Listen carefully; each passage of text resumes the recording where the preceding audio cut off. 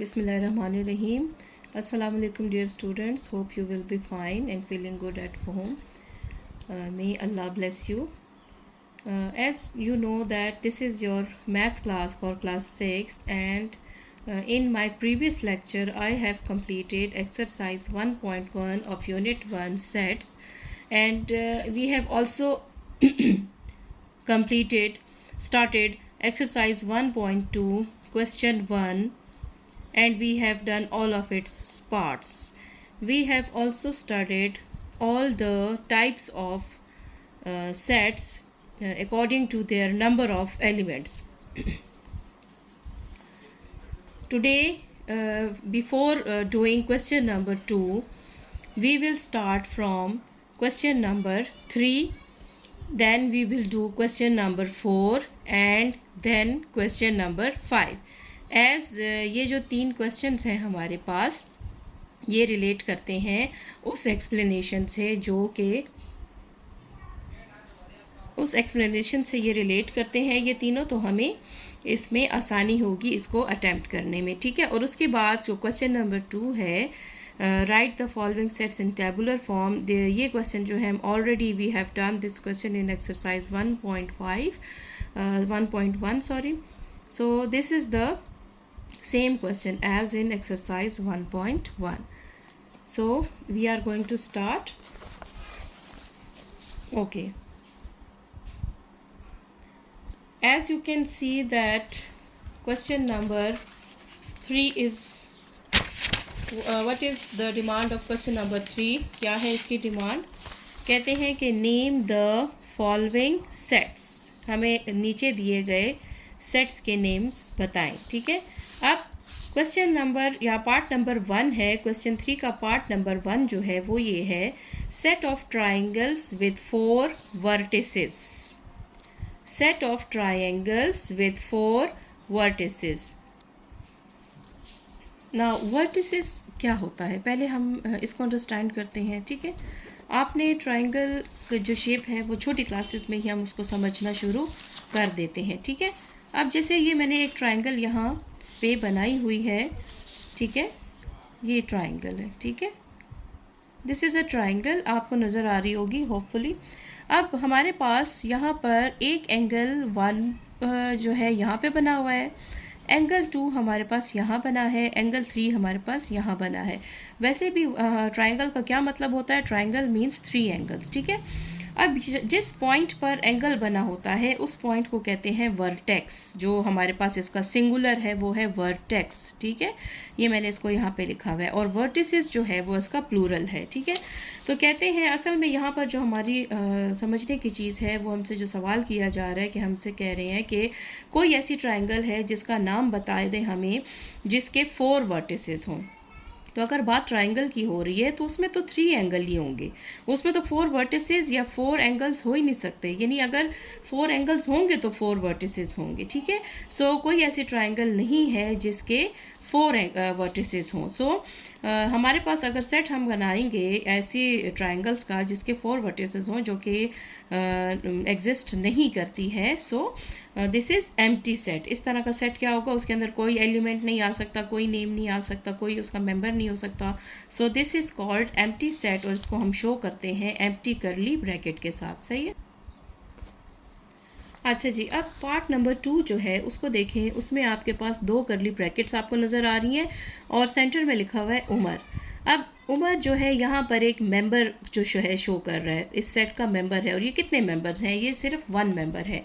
तो जैसे कि आपको नज़र आ रहा है कि हमारे पास जब सिंगल एलिमेंट होता है, सिंगल मेंबर होता है, तो ऐसे सेट का क्या नाम होता है? उसे हम कहते हैं सिंगलटन सेट, ठीक है। क्या कहते हैं उसे हम? Singleton set. तो इसके साथ ही पार्ट नंबर 2 भी हो गया। नेक्स्ट आपके पास पार्ट नंबर 3 में भी हमारे पास जो सेट है उसके कितने एलिमेंट्स हैं? 105 105। अब ये 3 नंबर्स नहीं है, ये एक ही नंबर है, ठीक है। और इसमें जो है हमारे पास जब सिंगल एलिमेंट है तो इस ऐसे सेट को हम क्या कहते हैं? Singleton set. क्लियर हो गई बात?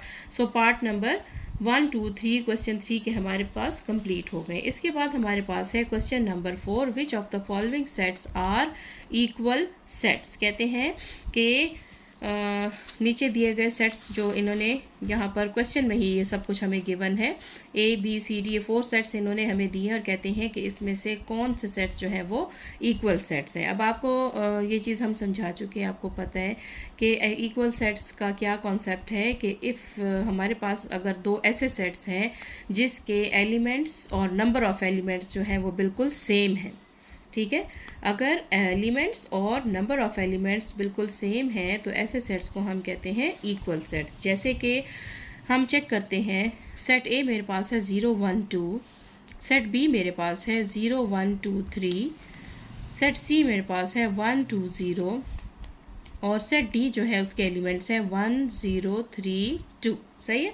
अब हम इसमें चेक करते हैं कौन से दो सेट्स ऐसे हैं जो कि इक्वल हो सकते हैं।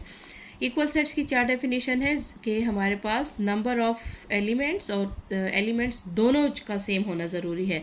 तो देखिए 0 0 सेट ए और सी के एलिमेंट सेम है, 1 1 2 2, तो आपके पास ए और सी जो है वो क्या हो गए इक्वल सेट्स। कैसे? बिकॉज इनके एलिमेंट्स और उसके एलिमेंट्स की जो तादाद है, जो नंबर है, वो बिल्कुल सेम है। अब इसी तरह सेट बी और डी को भी हम देख लेते हैं। यहाँ पर है 0, सेट डी में भी 0 है, सेट बी में भी 1 है, डी में भी 1 है, यहाँ पर 2 भी सेम है, 3 भी सेम है। तो इसका मतलब है बी जो है वो डी के इक्वल है, ठीक है। तो आपके पास आंसर कैसे आएगा? हम इस तरह से लिखेंगे ए इज़ इक्वल टू सी, इसी तरह से शो किया जाता है ना इक्वल सेट्स को, और B is equal to D. So ये आपके पास इसका आंसर है, ये ऑब्जेक्टिव टाइप है, तो इसी तरह से आपने इसको करना है। अच्छा जी, अब इसमें देखें, आपके पास हो गया क्वेश्चन नंबर 3 हमने डन कर लिया, क्वेश्चन नंबर 4 हमने कर लिया। अब हमने करना है क्वेश्चन नंबर 5, ठीक है। एक्सरसाइज 1.2 पेज 9 के ऊपर है और क्वेश्चन नंबर 5 में स्टार्ट कर रही हूँ। ओके, नाउ क्वेश्चन नंबर 5 है कि which of the following are equivalent sets और यूज़ द सिंबल दिस, जो सिंबल उसका है उसको यूज़ करते हुए हमने बताना है। जैसे कि हमने इक्वल सेट्स के बारे में बताया, यहाँ पर भी हमें 4 सेट्स दिए गए हैं, ए बी सी डी, ठीक है। और हमें कह रहे हैं कि भाई इसमें से कौन से दो सेट्स ऐसे हैं जो इक्विवेलेंट हम उन्हें करार दे सकते हैं। नाउ सेट ए मेरे पास है, इसके एलिमेंट्स हैं A B C, set B जो है इसके एलिमेंट्स हैं आई जे के, सेट सी हमारे पास है 2 और 10 और डी के एलिमेंट्स हैं 0 1। अब बड़ी आसानी से थोड़ा सा मैं यहाँ पे भी रिकॉल करूँ कि इक्विवेलेंट सेट्स किसे कहते हैं। इक्विवेलेंट सेट्स वो सेट्स हैं जिसमें नंबर ऑफ़ एलिमेंट्स तो सेम हो लेकिन एलिमेंट्स डिफरेंट होते हैं। यानी जैसे कि यहाँ पर ए और बी को हम देख लेते हैं कि सेट ए में आपके पास एलिमेंट्स हैं A B C, set B में भी आपके पास 3 एलिमेंट्स हैं आई जे के, लेकिन दोनों ए और बी के जो एलिमेंट्स हैं वो डिफरेंट हैं, 3 3 हैं लेकिन डिफरेंट है। इसी तरह सी और डी के जो एलिमेंट्स हैं वो 2 2 हैं, दोनों में यहाँ पे 2 और 10 2 एलिमेंट्स, यहाँ 0 और 1 2 एलिमेंट्स, लेकिन एलिमेंट्स डिफरेंट हैं। तो आपके पास सी और डी जो है ये are equivalent sets and A and B, A is equivalent to B and C is equivalent to D, ठीक है। इसको आपने किस तरह से शो करना है, that A is equivalent to B and C is equivalent to D, ठीक है। ये सिंबल जो है ये शो करता है कि भाई ये दोनों सेट्स आपस में इक्विवेलेंट है, यानी इनके जो नंबर ऑफ़ एलिमेंट्स हैं वो सही सेम है लेकिन एलिमेंट्स डिफरेंट होते हैं, ठीक है। अच्छा जी, इसके बाद हमारे पास क्वेश्चन नंबर 2 जो है इसी एक्सरसाइज का, right the following sets in tabular form, ठीक है। टेबुलर फॉर्म थोड़ा सा हम रिकॉल कर लेते हैं। टेबुलर फॉर्म की क्या वो थी कि हमारे पास जो सेट होता है, ये सारे सेट्स जो हम देखते हुए आ रहे हैं ये टेबुलर फॉर्म है। फॉर एग्जांपल सेट ए आपके पास जो है इसमें हमारे पास जो सेट का नेम होता है वो कैपिटल ए बी सी से हम उसको, या कैपिटल इंग्लिश अल्फ़ाबेट से हम उसको शो करते हैं। कर्ली ब्रैकेट्स का या ब्रेसेस का इस्तेमाल किया जाता है। फॉर एग्जांपल मेरे पास अगर एक सेट है और उसके एलिमेंट्स हैं 1 2 एंड 3, तो इसके ये 3 एलिमेंट्स हैं जिसको कॉमा की मदद से हम सेपरेट करते हैं और दोनों साइडों पर कर्ली ब्रैकेट या ब्रेसेस लगाई जाती हैं और कैपिटल अल्फ़ाबेट से हम इसका नेम शो करते हैं, ठीक है। These are the demands of curly tabular form, ठीक है। So what is the part number 1? Part number 1 आपके पास है the set of first 5 natural numbers. The set of first 5 natural numbers. ठीक है, अब आपके पास जो डिमांड है या जो कॉन्सेप्ट है कि नेचुरल नंबर्स किसे कहते हैं, नेचुरल नंबर्स वो नंबर्स होते हैं जो 1 से स्टार्ट होते हैं। लेकिन यहाँ पर उन्होंने बता दिया कि सारे नेचुरल नंबर नहीं, बल्कि फर्स्ट 5, पहले पाँच नेचुरल नंबर्स कौन से होंगे जी? शाबाश, यस, 1 2 3 4 एंड 5। अब हमने ये सेट जो है लिखना है इन टेबुलर फॉर्म, तो सबसे पहले हम सेट का नेम लिखेंगे। कोई भी हम नेम दे सकते हैं, एन भी दे सकते हैं, क्योंकि यहाँ पर क्वेश्चन में हमें कोई नेम नहीं दिया हुआ। तो हम लिख लेते हैं कि a is equal to curly bracket 1 से हम स्टार्ट करेंगे, बिकॉज नेचुरल नंबर जो हैं वो 1 से स्टार्ट होते हैं, और जब फर्स्ट 5 है तो डेफिनेटली आपने 1 से स्टार्ट लेना है। 1 से ये सेट स्टार्ट होगा, 1 2 3 4 एंड 5 पर ये ख़त्म हो जाएगा, बिकॉज फर्स्ट 5 एलिमेंट्स हमसे मांगे हैं। तमाम एलिमेंट्स के दरमियान हमने कॉमा लगाया, करली ब्रैकेट्स लगाई, और सेट को हमने कैपिटल अल्फ़ाबेट में नेम दे दिया। ठीक हो गया? अच्छा जी, अब पार्ट नंबर 2 को देखें। The set of first 6 letters of English alphabets. First 6 letters of English alphabets, हमें पता है कि इंग्लिश अल्फ़ाबेट्स कौन से हैं। ठीक है, हमसे कहते हैं कि उसके फर्स्ट 6 लेटर्स का जो है सेट बनाएं। बहुत आसान है, कोई भी नाम आप दे सकते हैं सेट को। मैंने बी दिया है, B is equal to curly bracket ABCDEF और करली ब्रैकेट क्लोज। यहाँ पर एक चीज़ और मैं बता दूँ कि आपको जैसे कि नज़र आ रहा है कि मैंने तमाम जो मेंबर्स हैं वो इंग्लिश अल्फ़ाबेट्स के वो स्मॉल अल्फ़ाबेट्स में लिखा है उनको, बिकॉज ये चीज़ हम डेफिनेशन में टेबुलर फॉर्म की पढ़ चुके हैं कि the members will be in small alphabets, और जो उसका नेम होता है वो कैपिटल अल्फ़ाबेट से शो किया जाता है। क्लियर है कोई ये बात? ओके जी, पार्ट नंबर 3 की तरफ आते हैं। पार्ट नंबर 3 है the set of all odd numbers less than 9। All odd numbers less than 9। Odd numbers कौन से होते हैं जी? शाबाश, बिल्कुल ठीक है, वो नंबर्स जो 2 के टेबल में नहीं आते। और लेस देन 9 का क्या मतलब है? 9 से छोटे। ठीक है, तो सबसे पहले हम सेट को कोई भी नेम दे देते हैं। मैंने सी दिया है, C is equal to curly bracket 1 3 5 7, और हमारे पास ये जो सेट है ये देखें 1 3 5 7, मैंने इसके ये एलिमेंट्स लिखे हैं। अब आप देखिए कि क्या ये आपको कौन से नंबर्स लग रहे हैं? ये वो एलिमेंट्स हैं, वो नंबर्स हैं जो कि 2 के टेबल में नहीं आते। बहुत छोटी क्लासेस से हमारा ये कॉन्सेप्ट अच्छे तरीके से क्लियर हो जाता है कि ऑड नंबर्स कौन से हैं। सो लेस, मैंने 7 तक क्यों लिखे? बिकॉज ये कहा है ना हमें कि लेस देन 9, 9 से छोटे ऑड नंबर्स यही हैं 1 3 5 7। ठीक है, अच्छा जी, पार्ट नंबर 4 को देखें। The set of all natural numbers which divide 12। ठीक है, अब कहते हैं कि उन नेचुरल नंबर्स का, अब देखिए ये उन नेचुरल नंबर्स की बात है जो 1 से स्टार्ट होते हैं। आगे क्या लिखा हुआ है कि नेचुरल नंबर्स तो वो हैं, लेकिन वो नेचुरल नंबर्स जो कि किसको डिवाइड करते हैं? 12 को डिवाइड करते हैं। ठीक है, अब 12 को डिवाइड करने वाले नंबर्स जो हैं वो सारे नंबर्स तो नहीं हैं। ठीक है, कौन कौन से नंबर्स हैं जो कि 12 को डिवाइड करते हैं? जी शाबाश, हम 1 से स्टार्ट इसलिए नहीं ले रहे कि ये नेचुरल नंबर्स हैं। 1 12 को डिवाइड करता है ना, 1 तो ऐसा नंबर है जो हर नंबर को कम्प्लीटली डिवाइड करता है। ठीक, देन 2 के टेबल में 12 आता है, बिल्कुल ठीक है, 2 भी 12 को कम्प्लीटली डिवाइड करता है। देन फिर 3 हमारे पास है, 3 भी हमारे पास जो है वो 12 को कम्प्लीटली डिवाइड करता है। देन 4 जो है वो भी 12 को कम्प्लीटली डिवाइड करता है। इसके बाद 5 है, 5 के टेबल में 12 आता है, नो, शाबाश। फिर 5 के बाद है 6, बिल्कुल ठीक है। 2 कितने ज़ार? 2 6 ज़ार 12, या 6 2 ज़ार 12।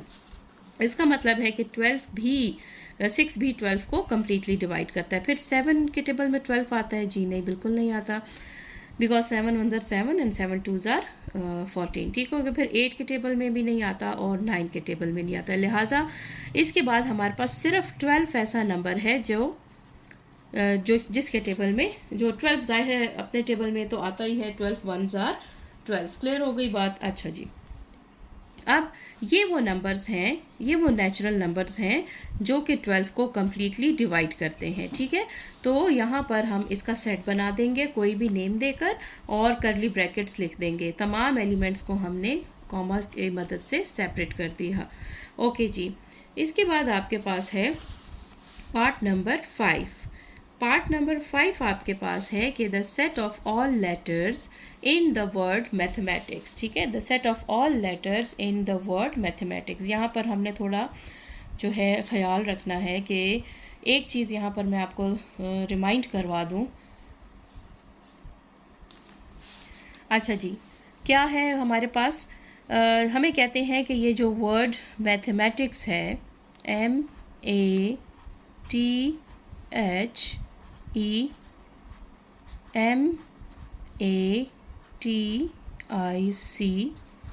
ठीक है, अब इसमें बॉयज़ देखें, हमारे सेट की जो डेफिनेशन है उसमें ये उसकी प्रॉपर्टीज़ में ये है कि कभी भी सेट के अंदर दो एलिमेंट्स एक जैसे नहीं हो सकते। उसमें हमने ये पढ़ा हुआ है कि set is a collection of well defined and distinct objects, यानी कि डिस्टिंक्ट का मतलब ये है कि कोई भी दो चीज़ें सेट के अंदर एक जैसी नहीं हो सकती। अब हमारे पास इस मैथमेटिक्स के जो वर्ड है, इसमें कौन कौन से अल्फ़ाबेट्स ऐसे हैं जो कि 2 बार हैं। M हमारे पास 2 टाइम्स है, ठीक है, A हमारे पास 2 टाइम्स है, T हमारे पास 2 टाइम्स है, H जो है वो 1 टाइम है, E भी 1 टाइम है। देन आपके पास ये जो 3 अल्फ़ाबेट्स हैं तो ये हमने स्किप करने हैं, MAT। ठीक है, M के हमारे पास जो है वो दोनों में 2 टाइम्स आया है, A 2 टाइम्स है, T भी हमारे पास 2 टाइम्स है, HE और फिर CS हमारे पास है। तो ये हमारे पास जो 3 एलिमेंट्स हैं वो हमने नहीं लिखने अपने सेट्स में, MAT को हम जो है वो स्किप करेंगे। तो पहला जो हमारे पास एलिमेंट बनेगा इस सेट का, ये ज़रा डिफरेंट पार्ट है, इसको गौर से देखें। M, A, T, H, E, और फिर हम लिखेंगे MAT को हम स्किप कर देंगे और क्या लिखेंगे I, C, S। और सब जो है वो हमने इसमें जो रिपीटेड अल्फ़ाबेट्स थे MAT, इसको हमने स्किप कर दिया क्योंकि हमारे पास सेट की डेफिनेशन में ये है कि इसके एलिमेंट्स जो हैं वो आइडेंटिकल एक जैसे नहीं हो सकते। क्लियर हो गया ये पॉइंट? ओके जी, पार्ट नंबर 6 को देखें।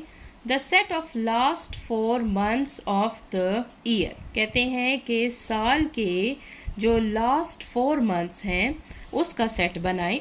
बहुत आसान है। कौन से है लास्ट 4 मंथ्स? बिल्कुल ठीक है, F is equal to curly bracket सितंबर, अक्टूबर, नवंबर, दिसंबर। ये आपको अच्छी तरह से पता है कि हमारा जो इंग्लिश कैलेंडर है उसमें हमारे पास जो लास्ट 4 मंथ्स हैं वो सितंबर, अक्टूबर, नवंबर एंड दिसंबर है। तो हमने इसके एलिमेंट्स को लिखा, कॉमा से सेपरेट किया और करली bracket close. So this was all about question number 2 और ये हमने यहाँ पर ये हमारी कंप्लीट हो जाती है। सो क्वेश्चन नंबर 2 के साथ हमने जो इसके 6 के 6 पार्ट हैं वो डन कर लिए हैं। सो हमारे पास ये एक्सरसाइज यहाँ पे कंप्लीट हो गई है। क्वेश्चन 1 पहले हम कर चुके थे, 2, 3, 4, 5 हमने आज के लेक्चर में किया। अच्छा जी, ओके बॉयज़, ये मैंने कुछ ऑब्जेक्टिव्स आप लोगों के लिए बनाए हैं।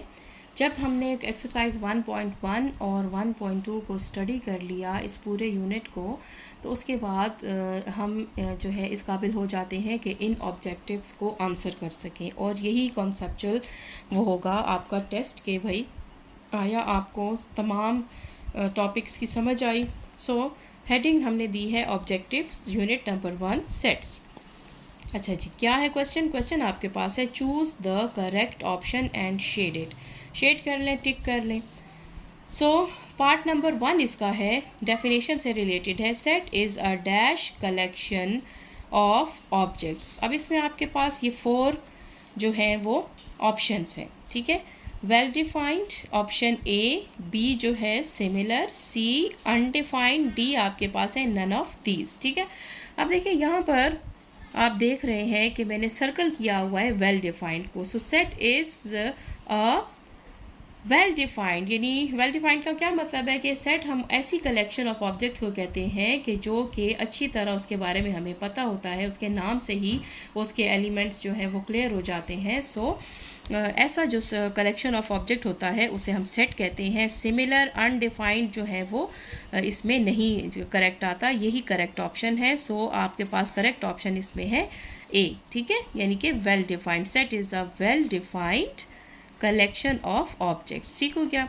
नाउ ऑब्जेक्टिव नंबर 2 जो है, this is symbol stands for belongs two is dash. अब देखिए मैंने आपको करवाया हुआ है, 2 सिंबल्स मैंने आपको करवाए थे